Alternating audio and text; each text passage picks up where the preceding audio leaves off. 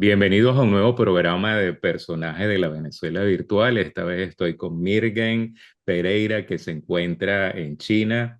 Y bueno, vamos a ver qué sorpresa nos trae. Yo sé que ella por lo menos una vez llegó hasta la meta. ¿Cómo estás, Mirgen?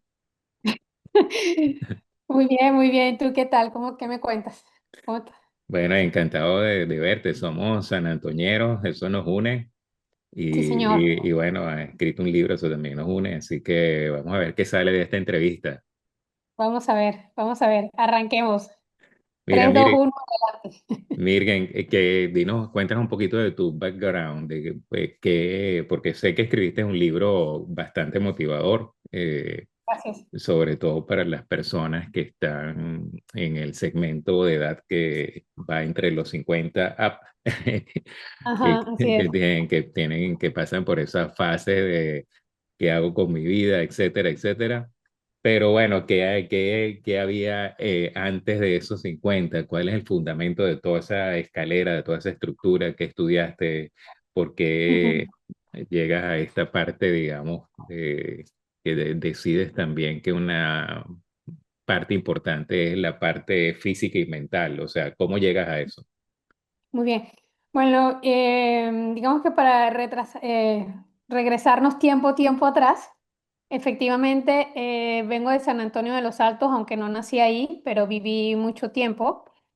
Y allí me crecí y estudié contaduría pública en la Universidad Católica Andrés Bello. Entonces, escojo la carrera inicialmente porque mi papá, paz descanse, era contador y yo lo veía a él hacer sus trabajos y sus hojas de balance, etcétera, y a mí me llamaba muchísimo la atención. Y después, cuando ya, como decimos, te vas metiendo la candela, me gustó. Y por eso fue que decidí estudiar contaduría y la ejercí, etcétera. Llega un momento en que por cosas del destino, azares del destino, conozco a una persona que hoy en día es mi esposo y una vez que pasamos el umbral de ser novios y de empezar a pensar en algo más serio, porque él es mexicano y vivía en ese entonces o vivía en México, surge la pregunta, ¿a dónde nos vamos a ir o dónde vamos a vivir? Te estoy hablando que era a mediados del 2004, para ese tiempo, y perdón que lo diga así, el difunto no había sacado sus verdaderas costuras y aun cuando habían personas que estaban ya plenamente seguras de lo que se venía, habíamos otros que pensábamos que era pura habladuría. Sin embargo, por la carrera de cada uno de nosotros, es decir, de mi esposo y la mía, yo le dije, mejor vámonos a México porque es más factible que un contador encuentre trabajo en México que una persona de tecnología o de informática encuentre trabajo en Venezuela, por el mercado, pues básicamente. Y así lo hicimos. Y en el año 2005 yo emigro a México para formar una familia con el que actualmente es mi esposo. Eso me llevó a hacer como todos los que emigramos, hacer una serie de trabajos que no estaban directamente relacionados con la contabilidad, pero sí utilicé los conocimientos que había aprendido. Y a la par de eso, tuve la oportunidad de regresar a hacer ejercicios o actividades al aire libre, que era una de las cosas que me apasionaba mucho hacer en Venezuela antes de empezar a trabajar. Porque, como bien sabe, bueno, no, estoy un poco retirada del medio, pero antes te decía que un contador sabía a qué hora entraba, pero no a qué hora salía. Y sobre todo si era cierre y sobre todo si era fecha fiscal, etcétera, etcétera. Entonces, yo había perdido, los últimos años que estuve en Venezuela había perdido eso y cuando regresé a México me encontré o me reencontré con la opción de poder hacer ejercicio, que era algo que era y es algo que me apasiona, algo que me tranquiliza, algo que me relaja, aparte de que me hace bien, mentalmente y físicamente. Y así me fue transcurriendo el tiempo hasta que llegó el señor COVID. Y el señor COVID, como a muchos de nosotros, nos hizo reformularnos y nos hizo replantearnos un montón de preguntas de qué era lo que estábamos haciendo y qué era lo que queríamos hacer hacia el futuro. Sobre todo, por ejemplo, en mi caso, que el día a día en una ciudad como la Ciudad de México es absolutamente agobiante. Es una ciudad muy grande, ha crecido de una manera descontrolada porque no se ha sabido llevar el orden, entonces son o somos muchos en un espacio muy pequeño y por más que tratan de hacer vías, al final se encuentras todas en dos carriles y hace el tráfico espantoso y pierdes muchas horas hábiles y muchas horas útiles metidas en un carro o en un transporte público esperando avanzar y no le sumes a eso que llueva. Si llueve, bueno, puedes hasta dormir ahí. En fin. Entonces, cuando llega el señor COVID, que por la circunstancia que todos conocemos, estuvimos encerrados en casa, pude otra vez retomar la idea del ejercicio y sobre todo hacerlos en la mañana. Yo en Venezuela lo practicaba en la tarde y hacerlo en la mañana me hizo descubrir algo que hasta el día de hoy practico, que es que te libera la mente de un montón de cosas que vienes cargando sobre todo de la noche, y en la mañana te liberas y te da como un empoderamiento tal que dices, hoy mi día arrancó de tal forma que no va a haber nada que me pueda detener. Te da una energía y una fuerza impresionante, sobre todo los días en que yo no hago ejercicio en la mañana, tú me ves en el resto del día así como que me falta como la gasolina, ¿no? Me falta el impulso. Y eso lo redescubrí, el hacer ejercicio lo redescubrí en COVID y descubrí que la mañana era impresionante. Eso también, estando en COVID, me permitió entonces hacerme un montón de cuestionamientos y preguntas de qué estaba haciendo, si quería seguir llevando el mismo Espera, tipo. espérate un segundo. En COVID ya eras mamá. Ah, perdón, sí. Para COVID ya habían nacido mis dos hijas y de hecho la más pequeña es una niña formada académicamente en COVID porque su etapa de preescolar fue estando en COVID y eso hacía la situación más intensa, mucho más intensa. Entonces, bueno, surgen los cuestionamientos.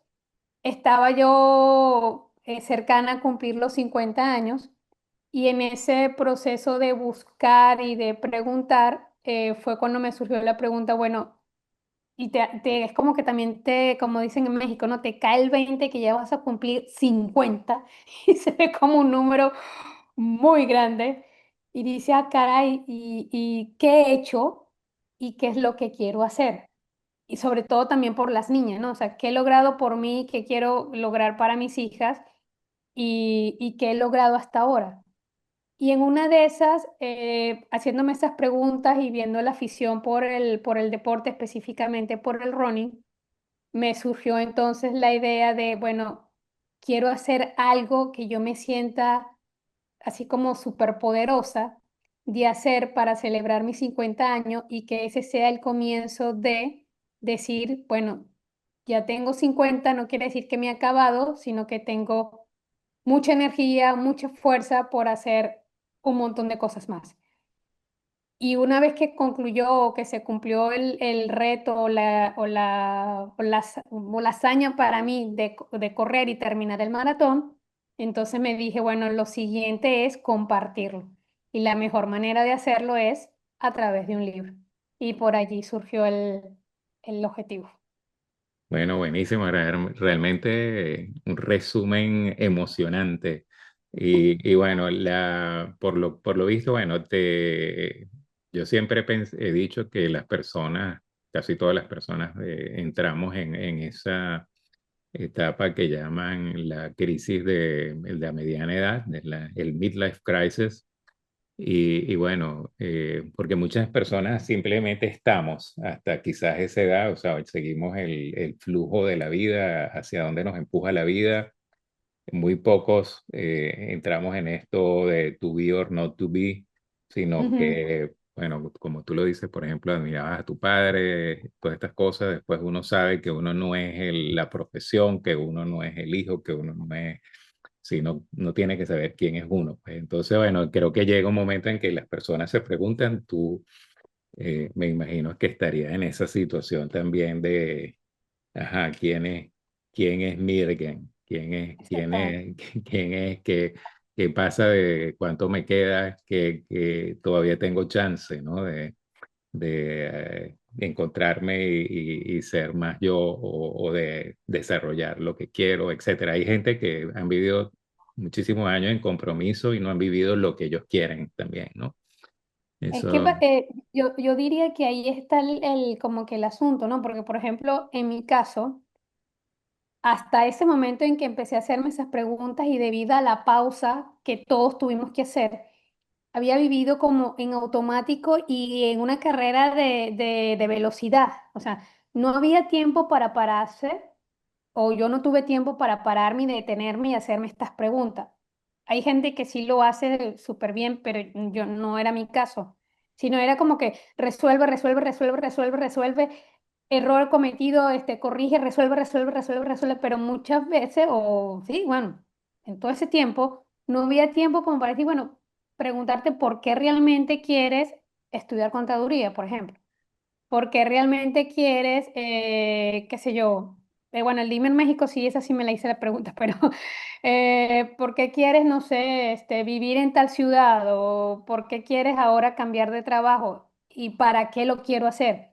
Ese tiempo para hacerse ese tipo de preguntas, al menos en mi caso, no las había tenido hasta que el COVID llega. Porque cuando el COVID llega ya no hay necesidad de salir temprano y pegar gritos que apúrense, que hay que comer, que el desayuno, que las loncheras, de salir corriendo, que peleate en el tráfico porque tengo que llegar, que córrele, que si no, no llego me van a poner retardo en la oficina, que haz todo rápido porque hay que entregarlo, que regresa. O sea, no tienes tiempo, estás en esa vorágine de cosas y la vida va pasando. Llega el COVID, nos mete ese frenazo y entonces en mi caso sirvió entre otras cosas, para eso.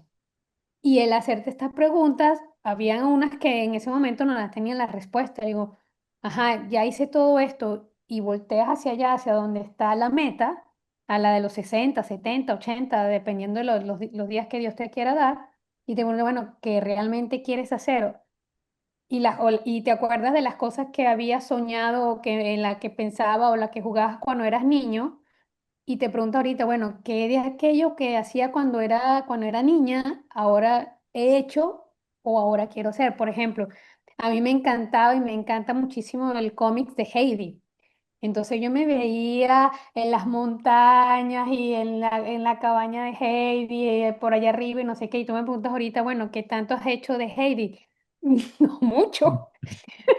No mucho. Entonces, ¿quieres seguir o tienes en tu anhelo? Bueno, no tanto como una ermitaña ya de que nadie me consiga, pero sí vivir en un lugar tranquilo, de paz, de que puedas disfrutar de la naturaleza, ese tipo de cosas, ¿no? Entonces, bueno, ¿qué tengo que hacer para llegar hasta allá? Porque es un hecho que viviendo en una ciudad como la Ciudad de México, donde está rodeada de bloques, smog, contaminación, gritos y no sé qué, no es el sitio. Entonces, bueno, pero eh, yo veo también, o sea, viendo tu libro y lo que he escuchado también de que has dicho y todas esas cosas, eh, una cosa que es muy importante, que es que eres mamá, eres esposa, eres otras cosas, digamos, pero encontraste tiempo para ti. Muy poca gente se dedica tiempo a sí mismo, o sea, y menos las madres. Pienso yo que las madres son seres muy especiales que se donan a los hijos, se donan a la familia,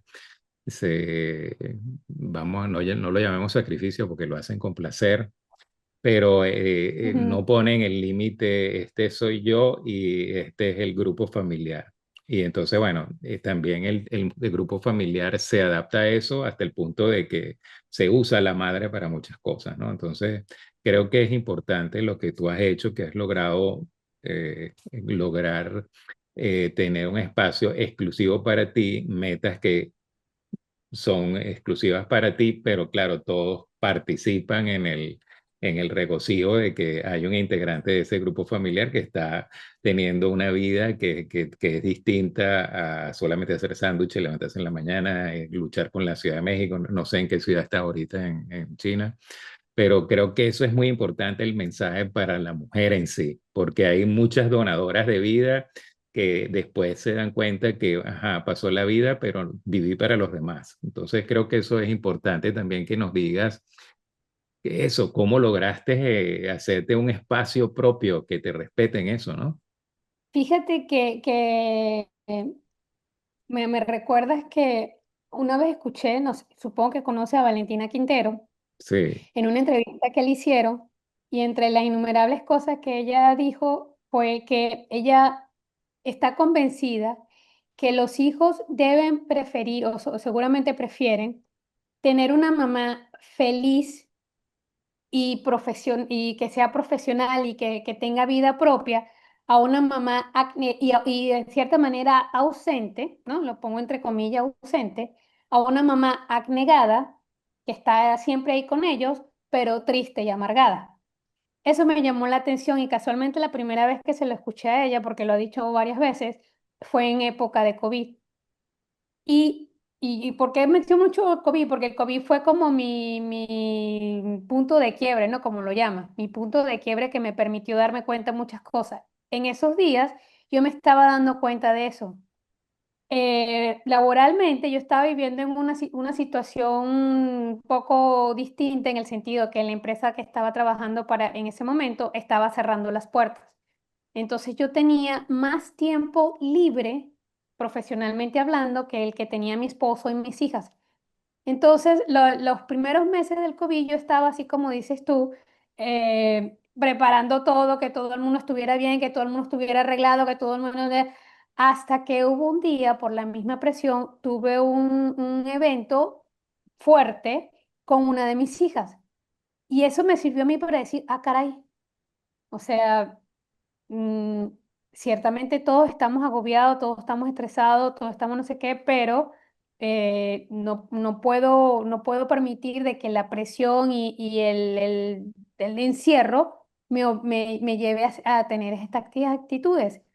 Y fue entonces cuando, bueno, vamos a buscar algo para mí que no dependa de ellos, por la necesidad primero de yo tranquilizarme y segundo, para que ellos estuvieran bien, porque si me empezaban a ver a mí más estresada de la que ella estaba, todo en la casa se iba a volver un verdadero infierno, como entiendo le sucedió a algunas familias.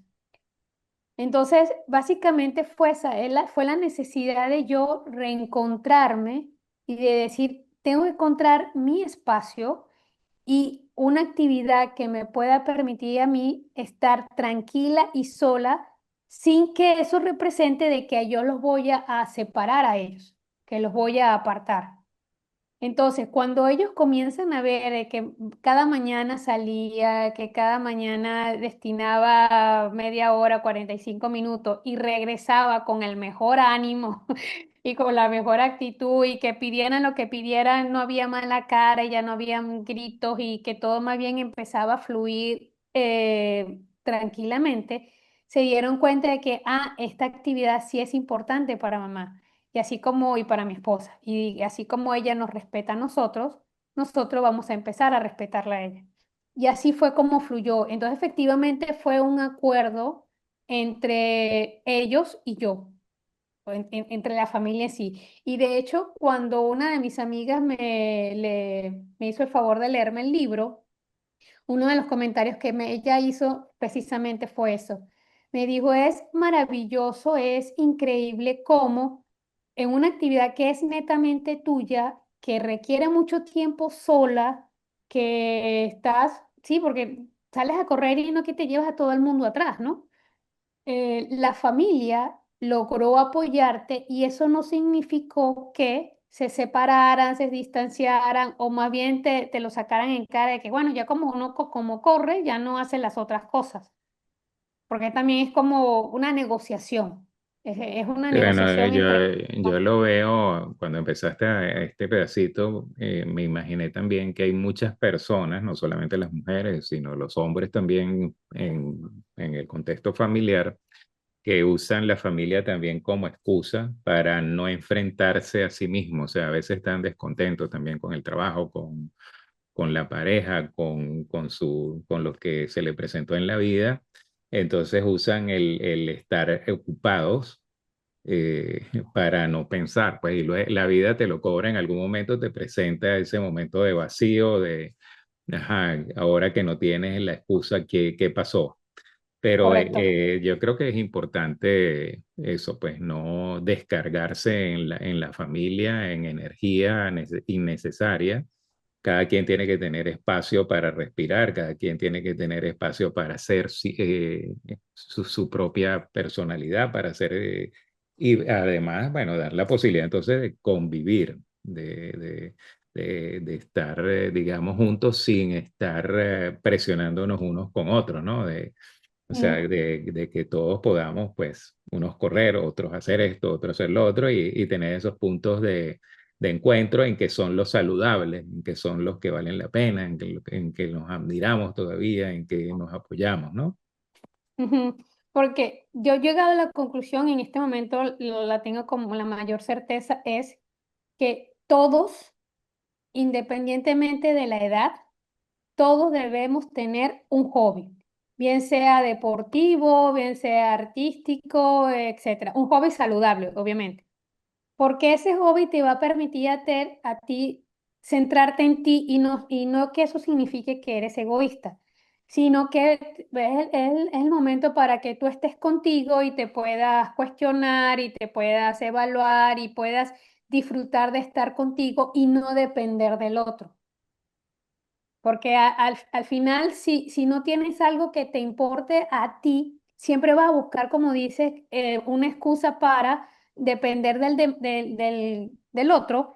Y cuando ese otro no esté por la razón que sea, te vas a quedar así como, no, ¿y ahora qué?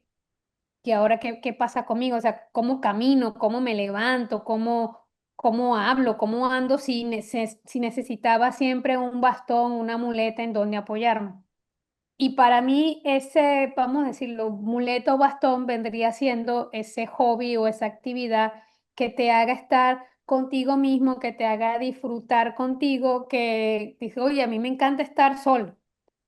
¿Por qué? Porque bueno, son los momentos en que hago autoterapia, son los momentos en que me conozco, son los momentos en que escucho mis pensamientos, etcétera, y no dependes tanto o no dependes de los demás. Entonces, es como, como diferentes roles, los momentos en que estás contigo nada más, los momentos en que estás con la pareja, los momentos que estás con los hijos, los momentos que estás con los amigos, son diferentes roles y en cada rol, bueno, te sientes bien, te sientes pleno, te sientes dichoso. Pero sí es muy importante que así como estamos con la familia, con los amigos, etcétera, también aprendamos y disfrutemos estar con uno mismo. Porque si no disfrutas estar contigo, ¿cómo los demás van a disfrutar estar contigo, no? Sí, bueno, viendo tu libro también es como, aparte de lo que hemos hablado ahorita, cómo uno puede retomar partes de las cosas que ha dejado o incluso empezar cosas que no ha empezado y ponerse como una forma de un sistema para lograrlo, ¿no? O sea, no es que tú vas a ir a la meta inmediatamente, eso sería, digamos, absurdo, sería muy poco divertido, Ujú, no, eso no tiene casi que mérito, ya estás ahí, o sea, para que te ujú, vas a mover, pero esos pequeños logros, y entonces en tu caso vi que era muy importante también el compartirlo, pues el que te ayuden a verlo, eso no solamente te ayuda psicológicamente, sino que te hace así como que todos tengan una expectativa que exacto. les da también regocijo, pues lo está haciendo, o sea, porque te Ujú. quieren, porque eres parte de ese grupo, por esas cosas, ¿no? Cuéntanos un poco de ese journey de que dijiste, Sí, bueno, esto está difícil, a lo mejor al principio dirían, esta se está poniendo unas meticas muy poco alcanzables, pero creo que te ayudaron, ¿no? Creo que te sirvió, ¿no? sí, porque es que eso de compartirlo tiene también su lado bueno y su lado malo, ¿no? Dependiendo del cristal con el que lo mire, porque puede ser muy saludable compartir. Pero también yo lo digo que dependiendo de la higiene mental que traiga, ¿no? Puede ser contraproducente estar gritándole a los cuatro mundos que estás haciendo algo y que a lo mejor por cumplir eh, salga peor sea peor el remedio que la enfermedad, como dicen. Bueno, estando yo en ese cuestionamiento que me estaba haciendo durante el COVID, que yo decía, quiero hacer algo impactante, quiero hacer algo así fuera de lo normal, entonces un día era un fin de semana largo y fue cuando ya venía con la idea y le dije a mi esposo y mis hijas, quiero celebrar mi cumpleaños corriendo un maratón. No tenía muy claro qué significaba maratón y entonces sí como que sobre todo mi hija más pequeña me dijo, ¿y eso qué es? Mi esposo sí ya estaba como más claro y la pregunta que me hizo pues, ¿estás segura? Porque, o sea, un maratón no es pues, la distancia que haces aquí en la urbanización, ¿no? O sea, estamos hablando de palabras serias. Él digo, sí, estoy segura y sé que puedo y ya había hecho mentalmente el cálculo de cuántas semanas me separaban de la fecha para la que yo quería correr, que era cercano a mi cumpleaños, tomando en cuenta mi situación actual en el sentido de que trabajaba de lunes a viernes, que tenía que salir muy temprano, que llegaba muy de noche, etcétera, más o menos había hecho yo un cálculo de cuántos kilómetros a la semana tenía que hacer y en papel todo lucía perfecto. Y recuerdo que sus palabras, bueno, que eso lo explico en el libro, recuerdo que sus palabras fueron, bueno, nosotros te vamos a ayudar en la logística. Tú encárgate de hacer lo que tienes que hacer, que es correr. Y listo. Confieso que eso fue un gran alivio porque ya esas otras cosas que había que estar pendiente, bueno, del alojamiento, porque en la Ciudad de México propiamente para esa fecha no había ningún evento como ese. El alojamiento, de dónde ir, etcétera, etcétera, todo lo que significa hacer un viaje, yo no me iba a hacer cargo, ellos se iban a hacer cargo de eso, mientras yo me dedicaba a entrenar. Entonces, teniendo claro qué era lo que quería hacer, que era correr el maratón, entonces hoy día lo tengo más claro también, es, bueno, ¿qué tantos pasos tengo que dar para llegar hasta allá? Entonces, bueno, hay que entrenar. Los expertos hablan de 4 o 5 veces a la semana. Según yo, lo iba a hacer así, pero en la primera semana me reventé.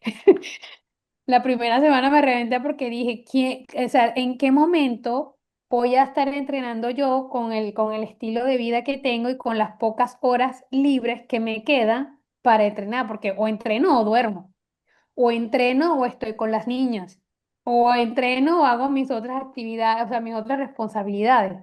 Entonces, también hay parte de, bueno, sí, a veces tenemos metas que se ven como muy, muy lejanas o muy, muy grandes, pero entonces también a la hora de desconstruirlas en pequeños pasos, tienes que también poner en el tapete la realidad, porque tampoco es que te vas a extraer del mundo, al menos que tú seas solo en el mundo. Si es así, bueno, no creo que haya ningún problema. Pero en el contexto de que eres, en mi caso, eres mujer, eres esposa, eres mamá, eres profesional, o sea, tienes varios roles que cumplir, no te puedes abstraer de todo por cumplir una meta, porque ahí sí es verdad que el apoyo desaparece.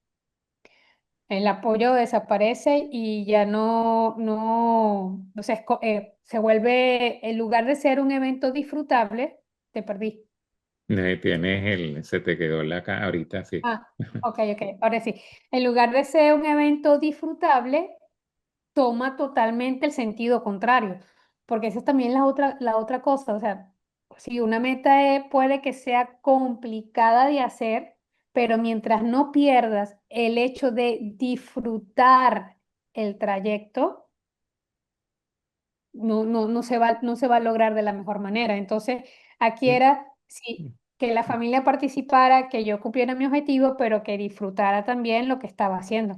Creo que es muy importante lo que has dicho, esto de ser realista, o sea, digamos, está el caso óptimo, que es ese que tú dices, 4 días a la semana, tantas horas, etcétera, etcétera, y está el caso que se puede hacer, pues, o sea, claro, en el caso que se puede hacer, a veces hay que ir encontrando un poquito más, y de saber que estás avanzando, ¿no?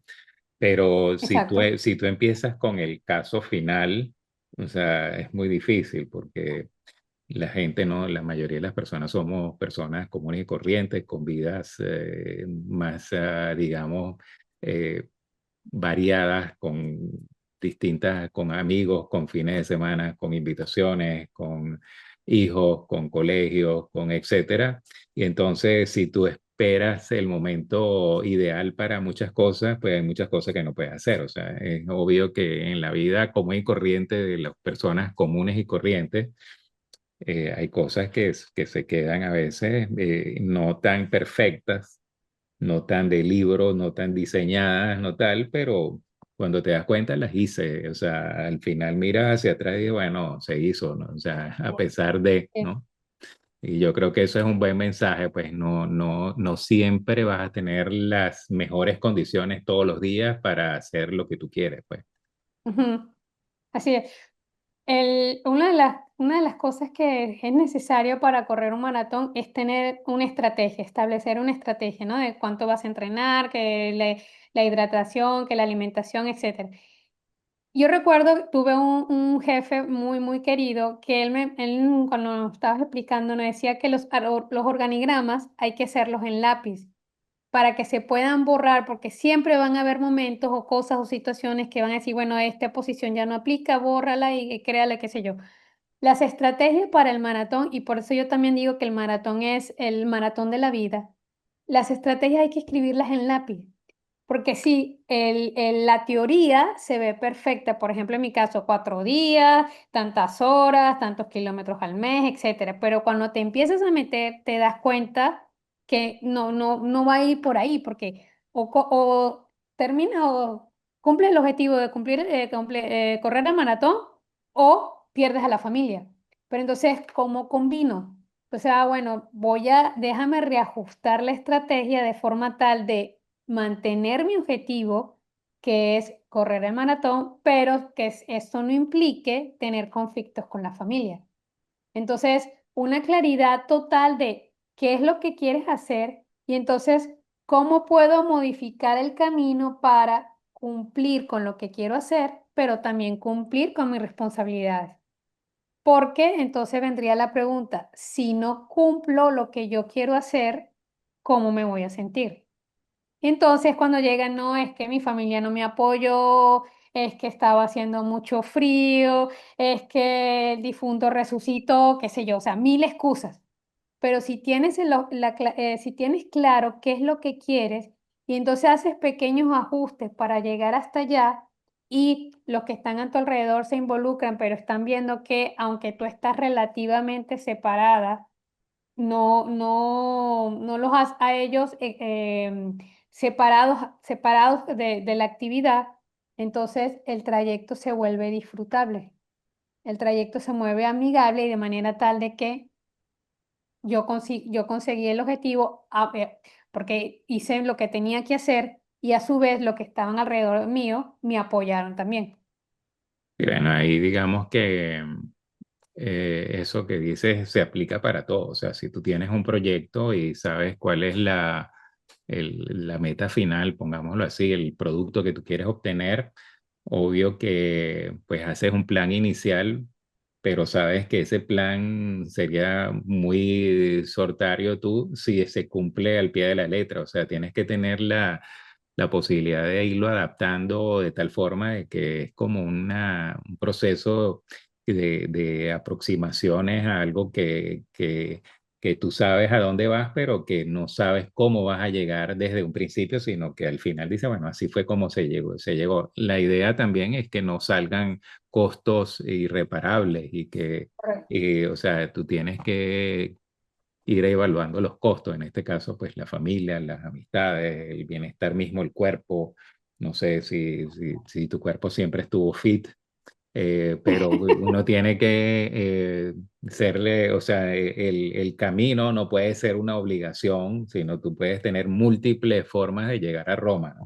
Exactamente, exactamente. Por eso es que hay personas, sobre todo algunos coaches dicen que entre el punto A donde estás y el punto B donde quieres llegar no es una línea recta. Es una línea que tiene un montón de sub y baja y a veces tiene hasta retorno para volver a arrancar. Y así es el maratón, así es la vida de pareja, así es la vida profesional, así es la vida de un adolescente, de un niño. Efectivamente, en cualquier caso se puede ejemplificar con esto. Y la pregunta también, entonces, por eso digo es, bueno, si no llego a mi punto B, ¿cómo me voy a sentir? Porque a lo mejor no quiere decir que, bueno, hoy estoy en el punto A y mañana quiero estar en el punto B, no llegué mañana al punto B, entonces me voy a sentir frustrado. Bueno, también es, bueno, ¿qué pasó en el intermedio? Y a lo mejor se puede extender un poco el tiempo de llegada al punto B, pero no quiere decir que lo olvidaste, porque siempre va a estar allí, siempre va a estar en alguna parte de ti, va a estar esas ganas de querer alcanzar el punto B. Sí, bueno, digamos que siempre lo tienes en la mira, la meta, pues yo siempre lo digo, por ejemplo, con salir de la casa, a veces yo también lo aplico de salir sin rumbo, ¿no? Eso también te trae nuevas calles, nuevas cosas, etcétera, pero puede ser también que pierdas el tiempo, ¿no? Entonces, abres la puerta, quiero salir de la calle, a la calle y dice, bueno, ¿hacia dónde voy? Entonces, bueno, me puedo ir a pie, me puedo ir en el tranvía, puedo tomar un taxi, puedo, etcétera, ¿no? Entonces, no quiere decir que siempre cuando abres la puerta tomas la misma Sí, forma de ir, ¿no? Pero si vas al lugar, o sea, es el lugar que escoges un tanto ahínco, que es una meta importante, es de regocijo, es de lo que tú calificarías un logro.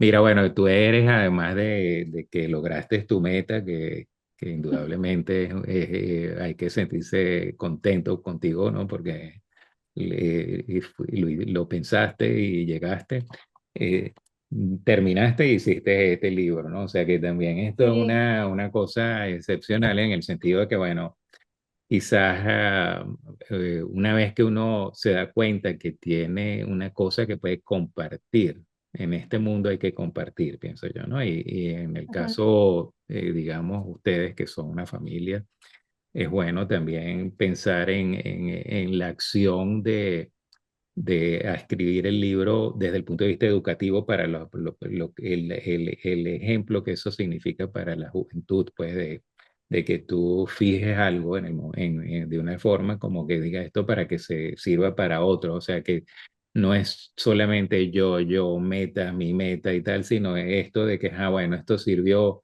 esta receta vamos a anotarla para que cuando ustedes hagan panquecas, hagan esta, con las panquecas con esto, y se las das a los amigos, etcétera. Eso me parece extraordinario que hayas tenido todavía la energía para compartir. O sea, te aplaudo por eso. es que fíjate que una vez que, porque de cierta manera cuando nos autoanalizamos, desde que nacemos hemos estado cumpliendo el patrón de que, bueno, ¿qué queremos, a dónde queremos llegar? Y después cuando llegamos a esa meta, pasamos a otra y pasamos a otra, pero de alguna u otra manera no somos conscientes hasta que nos empezamos a hacer esas preguntas y te das cuenta, ah, pero cuando empecé a caminar, yo cuando gateaba. Y después de gatear, de unos pasos y empecé a caminar. Y luego empecé a caminar, al tiempo me empecé a usar la bicicleta y al principio me caía y después me fui un super pro manejando bicicleta, etcétera. Entonces, con el aprendizaje del maratón y la conciencia de cómo lo había estructurado, yo dije, lo quiero compartir. Y el proceso para escribir el libro fue exactamente igual a cómo diseñé el maratón. Que bueno, ¿qué quiero hacer? Tener un libro publicado en mis manos porque quiero compartirlo. Entonces, ¿qué se necesita? Bueno, agarrar una hoja y el lápiz o abrir un archivo en la computadora y empezar. Y así de una u otra manera fue. Ciertamente, cosa que no hice con el maratón, en el libro sí busqué ayuda. Entonces hubo una amiga que enseña cómo escribir el libro y más allá de ella enseñarte, estas son las estructuras literarias, esta es la manera gramaticalmente como lo tienes que decir, etcétera, que eso lo puedes encontrar en cualquier libro y a lo mejor en expertos literarios. Ella te va guiando más en el sentido de la parte emocional. O sea, ¿cuál es el del proceso creativo? ¿Cuál es el proceso creativo que tú debes seguir para escribir el libro? No es solamente sentarte y escribirlo, sino qué sientes cuando estás pensando en la historia, qué sientes, cómo la sientes, en qué espacio inclusive vas a escribir, porque así como en el maratón tienes que, bueno, voy a salir a la calle, me voy a vestir apropiadamente, los tenis, salgo a correr, en el libro de, bueno, tengo que buscar un espacio donde no tenga distracción, porque si es que me sienten, me van a llamar y no sé qué, no se puede. Entonces, mi espacio, voy a escribir directamente en la computadora, que haya luz, ese tipo de rituales que a lo mejor se pasan desapercibido en otro momento, pero en este instante tú dices, pues sí, porque tengo que disfrutar el hecho de escribir el libro. Entonces, bueno, como una estructura, no es que empiezo por el final y después me voy en el intermedio y empiezo por, luego me voy al inicio, no, vamos a llevarle una secuencia. Entonces, bueno, ¿cómo arrancó la historia? Ah, la historia arrancó cuando yo decidí correr el maratón. Ah, muy bien, entonces te va llevando de la mano y así fue como lo fue escribiendo y a medida como que te vas soltando, los recuerdos van llegando a tu mente y ya lo vas transformando en letras. Y es netamente, o sea, una de las cosas que yo que buscaba mucho era que la persona cuando lo leyera me escuchara narrarlo y me escuchara y sintiera esa emoción que yo tuve, sobre todo cuando vi a la meta en 500 metros, esa emoción que tuve de ver que, wow, después de tantas semanas, después de tantas cosas, la meta estaba ahí, entonces era en el libro, ¿cómo dices eso?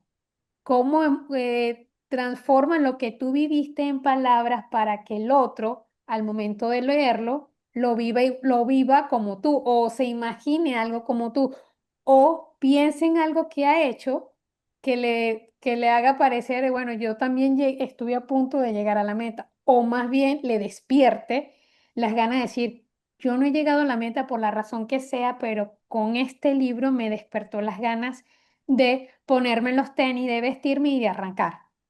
Entonces, esa fue la idea. Y bueno, lo consideras capítulo cerrado, la parte de esta hora de maratones, de coach Oh, motivacional, pues, ¿cuáles son los pasos estás en dirección hacia los 60 ahorita, ¿no? Entonces, ¿cómo va la cosa? sí, sí, ya voy para allá. No, o sea, ciertamente, físicamente, un maratón es algo que representa para el cuerpo, no es fácil porque por lo menos a mí la recuperación me duró como creo que 3 semanas, caminaba así como toda templaré. Sí me gustaría, pero ahorita, bueno, como estamos de este lado del mundo ahora, entonces tengo otras prioridades que van más en la parte profesional y en la parte personal en cuanto al ejercicio, lo que he hecho es no dejarlo de hacer, pero no con la meta fija de correr algo, o sea, en este caso como correr otro maratón, porque entonces cambiaron ahorita como que el protagonismo de los roles. Ahorita es, bueno, el proyecto que mi esposo tiene acá, y entonces ahora me toca a mí y con todo el gusto apoyarlo a él en su proyecto, así como él en su momento me apoyó a mí. Entonces, apoyando en su proyecto, pero eso no quiere decir de que yo me abandoné. Entonces, apoyamos en el proyecto y sigo haciendo otras cosas que ahora no son protagonistas, pero son de papel secundario. Y ahí vamos.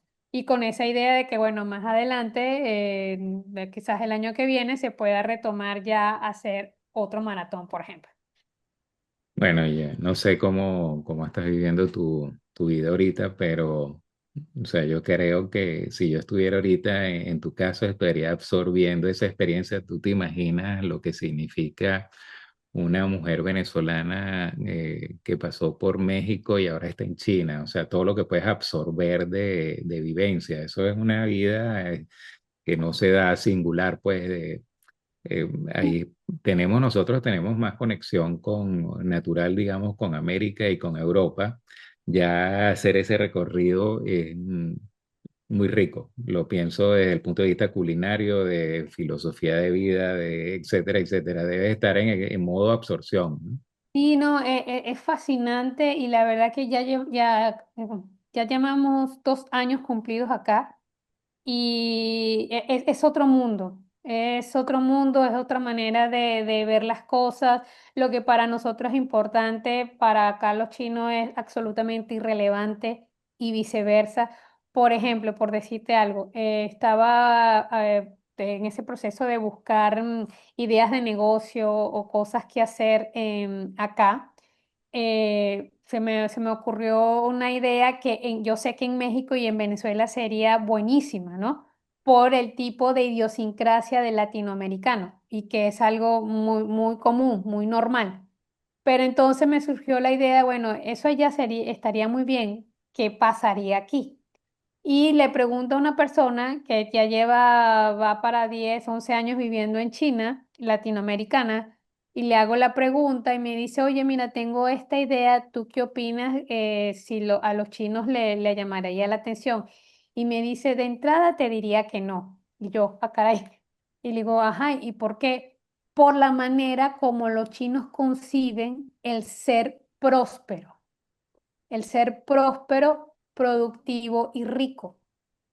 Entonces, ¿cuál fue el ejemplo? Para el latinoamericano, el ser próspero, productivo y rico significa tener una señora casota, tener servidumbre, tener chofer, vestirse con las últimas ropas de moda, o sea, a lo exterior, en ese sentido, de mostrar tener muchas cosas, ¿no? Y en su día a día, por decirlo así, no hacer nada, sino que pagar para que otros lo hagan, o para que otros me atiendan, por decirlo de esta manera. El chino no paga, o mejor dicho, no gasta dinero en cosas que él puede hacer de su casa, pero para él sí es muy importante mostrar su prosperidad invitando a sus amigos a comer y que las comidas sean espléndidas, o sea, cualquier cantidad de platos en la mesa. Mientras más platillos hay en la mesa para compartir, más prósperos son. Mientras el carro sea Ultra Plus Wow, más prósperos son, pero el carro lo lavan ellos. En su casa no le cocinan, no le limpian o nada, porque eso es algo que ellos pueden hacer. Y bueno, no en el peor de los casos, en un caso de que alguien se los hiciera, serían sus padres, porque ellos vivirían o viven con los padres y la manera como los padres pagan el estar allí es sirviéndolos. Entonces, a lo que voy es que muchas de las ideas que nosotros tenemos allá, que dice, bueno, esto lo puedo replicar en China, primero hay que preguntar si en el contexto chino sirve, si en el contexto chino para ellos es importante o no. Y eso ha sido interesante a nivel de trato también. Nosotros somos muy afectivos, apapachadores, hola, ¿cómo estás? ¿No? Y el abrazo y no sé qué. Al chino yo creo que ni siquiera buenos días se dice. Y ese tipo de cosas. Entonces, ha sido interesante ver cómo las culturas difieren tanto, pero son iguales de interesantes. Y una de las cosas en que me estoy enfocando mucho ahorita es qué están haciendo o qué han hecho los chinos para ser como son de productivos sin caer en los excesos. Porque es verdad que a veces la obsesión por ser los mejores y por llegar a ser perfecto los aturde. O sea, aquí los niños, es impresionante la cantidad de tareas diarias que le dejan a los niños porque tienen que hacer cosas, porque eso significa que están preparándose para ser los mejores, académicamente hablando, pero entonces la parte emocional, O sea, una vida competitiva desde prácticamente desde la escuela. totalmente. Mm. Los niños acá, es una de las cosas que a mí me ha impactado mucho, los niños acá empiezan a caminar, yo creo que desde los 6 meses. Y ese es el primer logro importante en la vida que tienen. Empiezan a caminar como a los 6 meses y que de inmediato ya dejaron el pañal, porque en las guarderías no reciben a niños sin que caminen y sin que ya no controlen sus esfínteres. En nuestros países, 2, 3 años están en eso. Y aquí, menos del año. Y así un montón de cosas más. Increíble. Mira, bueno, cuando llegamos a este momento en las entrevistas, yo le pido a las personas que nos definan su concepto de felicidad y que nos dejen un eslogan de eso que tú te dices cuando los días que es difícil, que cuesta levantarse o que uno dice, bueno, hay que retroceder un poco para volver a empezar. O sea, dinos tu concepto de felicidad y ese eslogan, por favor. Y mira, para mí felicidad definitivamente es dormir como bebé. Si yo puedo dormir como bebé, independientemente de que cuando me levante la situación esté un poco complicada, etcétera, yo estoy feliz. Porque sé que mentalmente, o a nivel de conciencia, más bien, a nivel de conciencia está tranquila, está en paz, y solo es que ponerse en acción. Pero no hay nada por la cual me sienta intranquila de que haya actuado mal o de que haya hecho daño o que haya maltratado a una persona. Que eso me ponga inquieta y que tenga insomnio. Entonces, la felicidad para mí es esa, dormir como bebé. Y el eslogan es algo que creo que no recuerdo si lo mencioné en el libro, me parece que sí es, no será fácil, no será rápido, pero tampoco imposible. Si Dios me trajo hasta aquí es porque puedo con esto y más. Y agradecer, gracias, gracias, gracias. Nos vemos en la meta. Buenísimo, me encanta. Mira, bueno, Mirgen, ¿cómo pronuncias tu nombre bien? Mirgen, Mirgen. Mirgen, yo te lo estoy Ajá. pronunciando a lo alemán. No, no te preocupes, no, no pasa nada, no pasa nada. Mirgen. No, bueno, te queda bien de las dos formas, te quedan bien. Muy Mira, bien. un placer estar esta conversación. Realmente me parece que eres un ejemplo motivacional para mucha gente. Vamos a tratar de tener una descripción buena y que pueda la gente llegar a tu libro, que pueda pues interesarte por seguirte para que pues te apoyemos también en todos los proyectos a futuro. Muchas Y gracias. bueno, despídete en chino, por favor. No. Ah, eso sí te lo voy a deber porque eso sí te lo voy a deber porque no, fíjate, ese es algo que no he aplicado la metodología del maratón. No, no, no me he puesto seria en el asunto de aprender el chino. No es fácil, no será rápido, pero tampoco es complicado, pero sí hay que sentarse y dedicarle tiempo porque tiene sus cositas. Pero te Bien. lo debo, te lo Eh, debo. Bye bye. bueno, O ya sabes, para Saisian, la próxima. y Ajá, algo así. repite. Creo que es Saisian o algo así. Saisian. Ok. Adiós. Bueno, un abrazo, pues hasta luego.